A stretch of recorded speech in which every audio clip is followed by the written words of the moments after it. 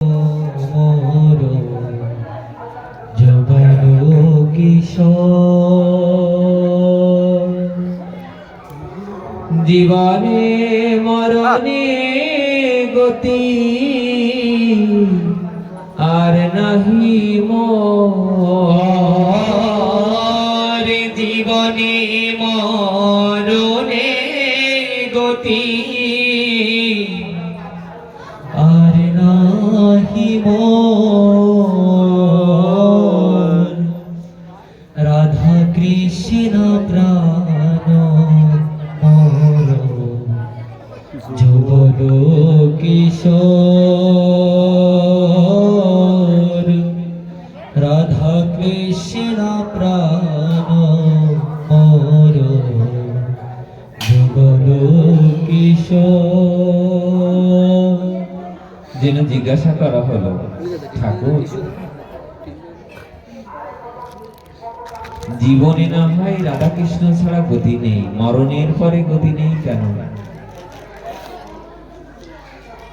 যেন বললেন মৃত্যুর পর কোন অজানা অন্ধকারের মধ্যে দিয়ে আমাদের যেতে হবে, সে সময়ও আমাদের গতি একমাত্র শ্রী রাধা মাধবীর হবে। এই জন্য জীবনে মরণে গতি আর নাহি মোর। কালিন্দির কুলে গিরি কদম্বের বন, কালিন্দির কুলে গিরি কদম্বের বন, রতন বেদির উপর বসাবো দুজন, রতন বেদির উপর বসাবো দুজন, রাধা কৃষ্ণ প্রাণ মোর যুগল কিশোর রাধা কৃষ্ণ প্রাণ মোর যুগল কিশোর। কবে আমার সেদিন হবে যেদিন আমি মনে মনে বৃন্দাবনে, অত্যন্ত বুড়ো কথা তো, এ সবাই নিতে পারলো,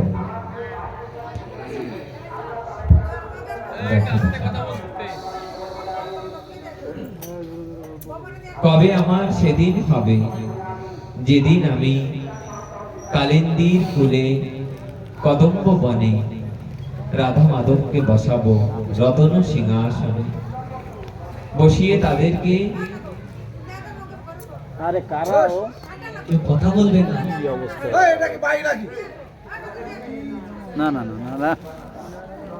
রান্না বান্নাতে আমার স্বামীর অসুবিধা হয় কিনা, আমার তাড়া দেয়াতে ছেলে মেয়েদের অসুবিধা হচ্ছে কিনা, এটা ব্যক্তিত্ব বলে অনেক বড় বিষয়, পার্সোনালিটি।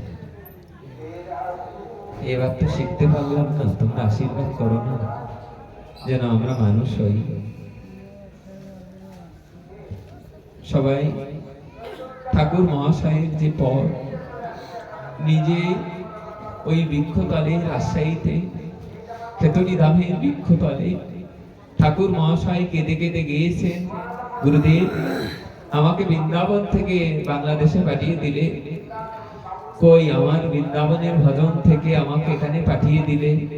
তখন ঠাকুর মহাশয় ওই বৃক্ষতলে বসে এই কীর্তন গেয়েছিলেন, যারা বিশ্ব ব্রহ্মাণ্ডে এই সারা পৃথিবীতে যারা বৈষ্ণব ধর্মকে আলিঙ্গন করে, সনাতন ধর্মকে যারা অবলম্বন করে, যারা রাধা মাধবের প্রেম প্রাপ্তি, বা আপনারা যে কেন এসেছেন এই জায়গায়, নিশ্চয়ই আসতে তাই নয়, আমাদের গতি মুক্তির জন্য এই ঠাকুর মহাশয়ের পদগুলো বুঝতে হবে, এমনি গাতে গাতে।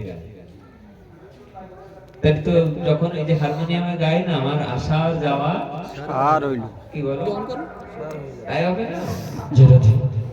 সারা জীবন গেয়ে গেলাম, কিছুই বুঝলাম না। 70 বছর বয়স হয়ে গেল, বললাম যে এটা কি করতে হবে, তাহলে আমি তো অত কম বুঝি টুঝি না,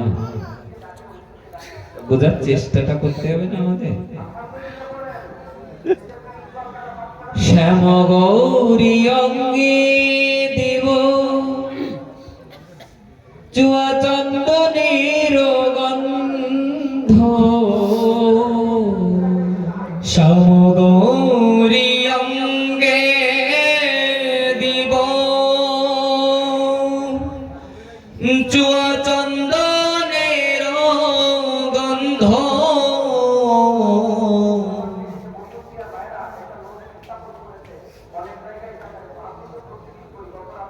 চামর ঢোলাব কবে, সেদিন আমার কবে হবে, মনে মনে করতে হবে। কিন্তু এটা তা মনে মনে যদি করতে হয়, তা মন এরা উশৃঙ্খল হলে তা করবেন করে। যারা সাধু পথে এসেছেন, ভক্তি পথে এসেছেন, তাদের কান্না দেখলেই তো কেমন কেমন লাগে। ছেলেটা দেখো আপনাদের সেবায় কালকে সারাটা রাত একাদশীতে জাগরণ করেছে। বিনোদ বাবা, বিনোদ বাবা জাগরণ করে সারা রাত, গায়ে তো কিছুই নেই, সারাটা রাত হরিনাম করে ভোরবেলা এসে আবার আমাদের এই জয়রামপুরে রান্না বান্না করে ভোগ লাগিয়ে বসাতে একটা মিনিট বসে নাই। আমাকে বলছে আমার আগে ওইখানে যেতে হবে, আপনারা পরে আসেন। আপনাদের এখানে এসে সেই ধরে সব সেবার কর্ম করে এখন এসে পাঠ শুনছে ওখানে বসে বসে। ওর কাছে তো আমি দুধের শিশু না, সেবার কাছে আমি কটা রাত জেগেছি, আর ওরা দেখো সেবার কাছে আমি ওদের কাছে শিশু না। হয়তো গুরু কৃপায় দুটো কথা বলতে পারি, তাই মানুষ শুনছে। এই জন্য অনুরোধ করছি, যারা এখানে এসেছেন আপনারা একটু মন দিয়ে শুনুন, তাকে দেখবেন মঙ্গল হবে। বাবা বলে মাঝে মাঝে যে পৃথিবীতে যে কোনো কর্মের মধ্যে অপরাধ আছে। কেউ যদি একাদশী করে তার মধ্যে অপরাধ হয়ে যেতে পারে, পারে কি? নির্জলা করার কথা আমি পারি না, অপরাধ হতে পারে।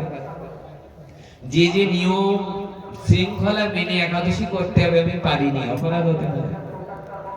ভোগ রান্না করতে গেছি, যে যে পরিচ্ছন্নতা যে মন নিয়ে রান্না করতে হবে পারিনি, অপরাধ হতে পারে।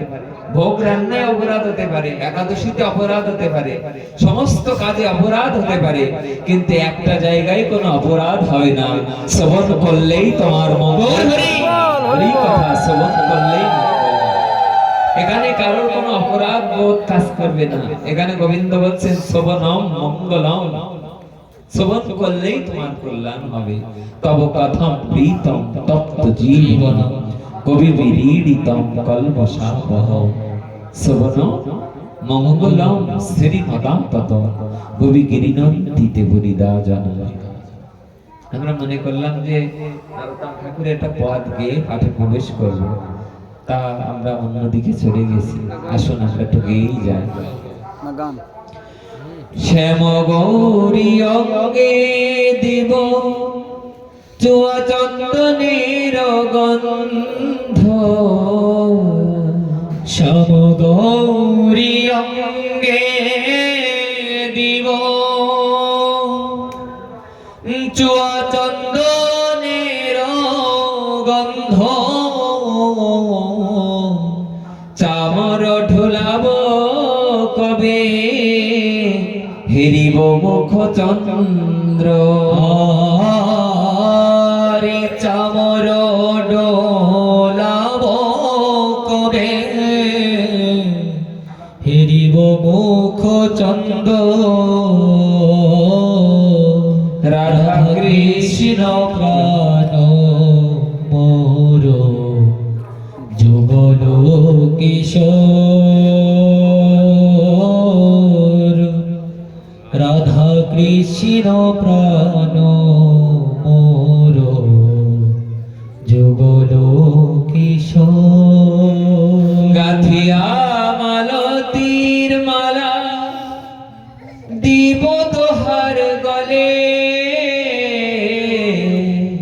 গাথিয়া মালতীর মালা দিব দোহার গলে অধরে তুলিয়া দিব কর্পূর তাম্বুলে আরে অধরে তুলিয়া দিব কর্পূর তাম্বুলে রাধা কৃষ্ণ প্রাণ মোর যুগল কিশোর রাধা কৃষ্ণ প্রাণ মোর যুগল কিশোর ললিতা বিশাখায়াদি যত সখী বৃন্দ ললিতা বিশাখায়াদি যত সখী বৃন্দ আজ্ঞায় করিব সেবা চরণারবিন্দ আরে আজ্ঞায় করিব সেবা চরণারবিন্দ রাধা কৃষ্ণ প্রাণ মোর যুগল কিশোর রাধা কৃষ্ণ প্রাণ মোর যুগল কিশোর শ্রীকৃষ্ণ চৈতন্য প্রভু দাসের অনুদান শ্রীকৃষ্ণ চৈতন্য প্রভু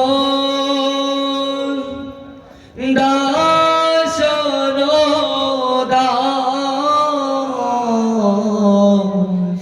সেবায় অভিলাষ করে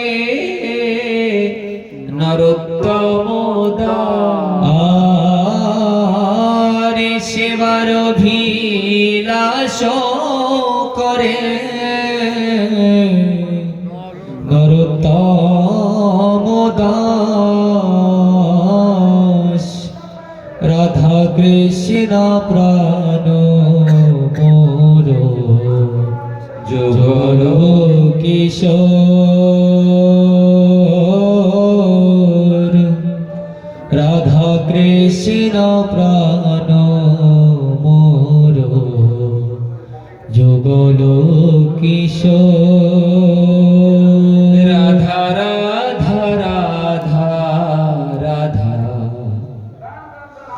রাধা রাধা রাধা রাধা রাধা সবাই গায়ে রাধা রাধা রাধা পৃথিবীর সব থেকে সহজ নাম হচ্ছে রাধা রানীর নাম রাধা রাধা রাধা রাধা যত ভগবানের নাম আছে তার মধ্যে সব থেকে সহজ নাম হলো রাধা রানীর নাম ভগবানের প্রিয় নাম পৃথিবীতে ভগবানের এর থেকে প্রিয় নাম আর কিছু নেই সমস্ত পুরাণাদিতে সমস্ত গ্রন্থাদিতে এরকম উল্লেখ আছে যে ভগবানের সব থেকে প্রিয় নাম আছে রাধা নাম এমনকি পুরাণে এমনও লেখা আছে কোন ভক্ত একবার রা উচ্চারণ করলে গোবিন্দ তার সব কাজ ফেলে সেই দিকে তাকায় আর পরের শব্দটা বলার জন্য অপেক্ষা করে ভগবান পরের শব্দটা হলো ধা রা উচ্চারণ করলে গোবিন্দ সব কাজ ফেলে নাকি তার দিকে তাকায় আর ধা উচ্চারণ না করে যদি রাজা রাজা অথবা রাজা উচ্চারণ করে বলে তার নাম তো করি নাই মন খারাপ করে আবার নিজের কাজে চলে যায়